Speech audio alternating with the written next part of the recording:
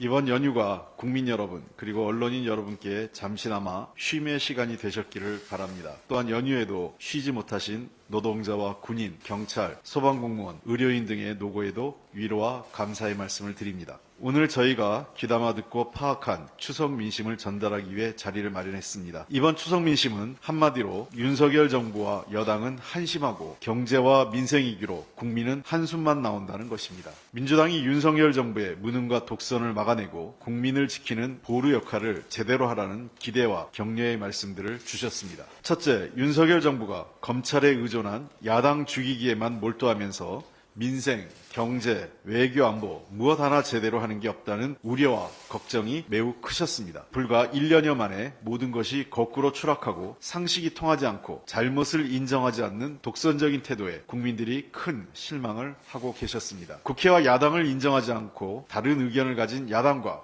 국민에 대해 반국가 세력이라는 터무니없는 주장을 하는 대통령의 잘못된 인식을 많은 분들이 질타하셨습니다. 함량 미달 인사를 밀어붙이는 독선에 그렇게도 사람이 없냐는 비판이 많았습니다. 기술 발전, 기후위기, 인구 감소 및 지역소멸 등 산적한 과제들을 해결하기는커녕 과학기술인들을 카르텔로 몰아가면서 국가 미래를 좌우할 연구개발 예산을 삭감하는 만용에는 혀를 내두르셨습니다. 도리어 전문성 없는 대선 캠프 출신 인사에 대한 공기업 보은 낙하산, 윤석열 사단이 득세하는 검찰 인사, 정권에 편향된 단체에 대한 예산 지원 확대 등 소위 윤석열 카르텔이 국민의 눈살을 찌푸리게 하고 있습니다.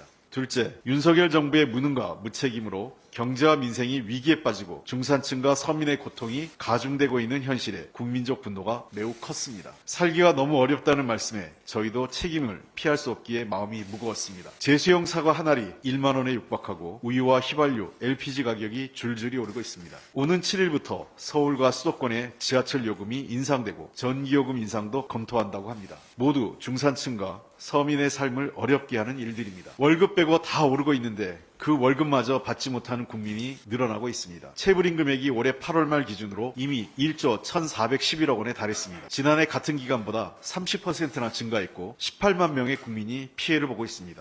노동자와 노조를 악마화한 윤석열 정부 아래에서 벌어진 일들입니다. 코로나 이후 미국, EU 등 주요 선진국들은 복지와 미래 대응을 위해 증세와 재정의 적극적인 역할을 강화하고 있습니다. 그러나 윤석열 정부는 야당과 전문가들의 반대에도 세계적 추세에 역행하는 부자 감세로 올해 세수는 60조 가까이 펑크가 날 것으로 추산되고 있습니다. 이로 인해 날로 어려워지는 중산층과 서민의 삶을 보살필 수 있는 재정 여력이 바닥나는 결과를 초래하고 말았습니다. 수출과 수입이 OECD 국가 중 가장 크게 감소하면서 경제가 악순환에 빠져들고 있다는 진단이 나오고 있습니다. 한국은행 총재도 우리 경제가 이미 장기 저성장 국면에 와 있다고 진단하기도 했습니다. 다른 나라들의 경제 성장률 전망은 상향되고 있는데 우리나라의 성장률 전망만 제자리입니다. 이대로 가다가는 IMF 경제 위기 이후 처음으로 일본보다 못한 경제 성장률을 기록하게 될 것입니다. 그럼에도 국민들은 윤석열 정부가 이에 대한 어떤 대책이나 비전 없이 낡은 이념과 정책에 매몰되어 있어 아무것도 기대할 게 없다는 절망감을 느끼고 계셨습니다. 셋째, 민주당의 애정어린 질책과 기대의 마음을 주셨습니다. 윤석열 정부의 정권을 빼앗긴 데 대해 여전히 민주당이 밉다는